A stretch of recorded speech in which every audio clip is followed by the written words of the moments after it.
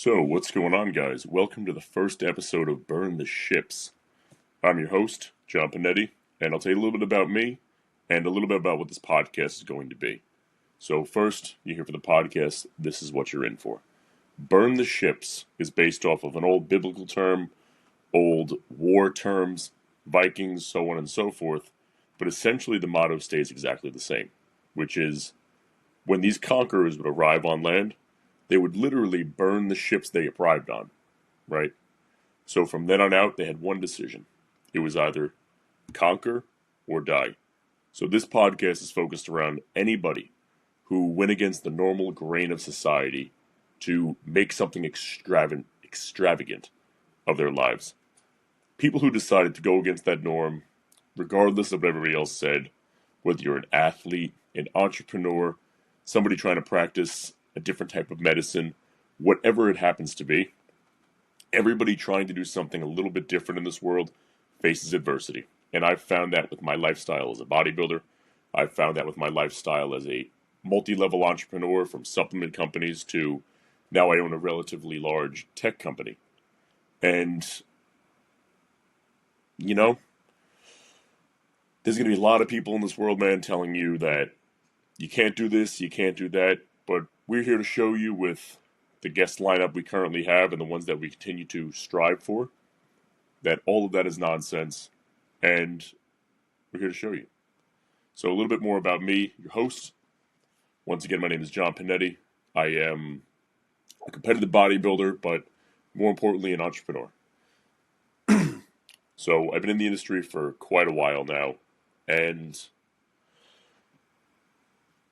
my story began when I was a fat little kid, right?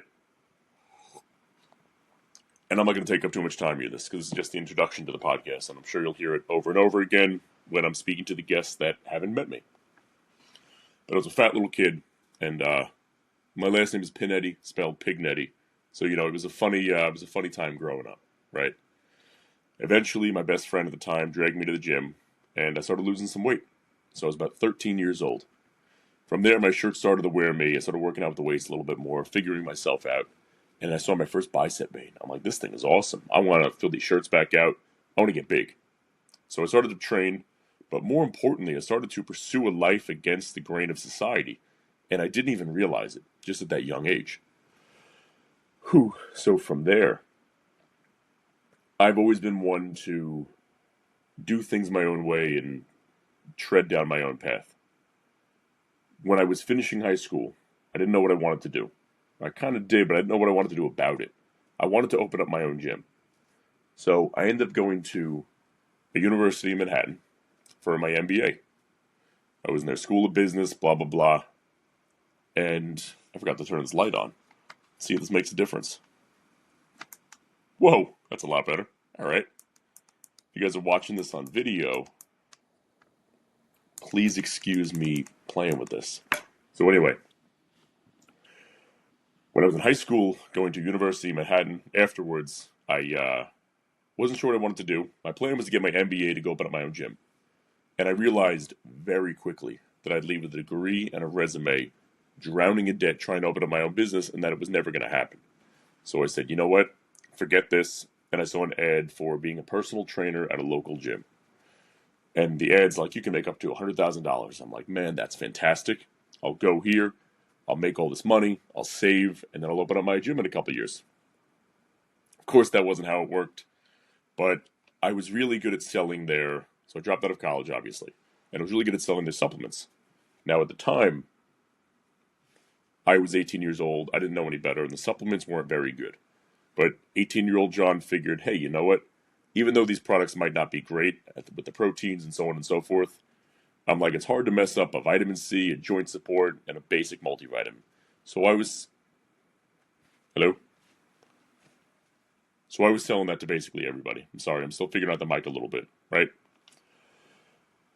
From there on out, I ended up leaving that job and started up my first supplement company because I believed, hey, if I can sell the stuff I don't believe in, then I can sell stuff I do believe in. Thus, my first company was born. We had about 80 people working for us, commission-based, and it was going really well for a long time. Now, at that point, I sold the company. used the profits from that, opened up my first gym, and I was about 22, 23, something like that.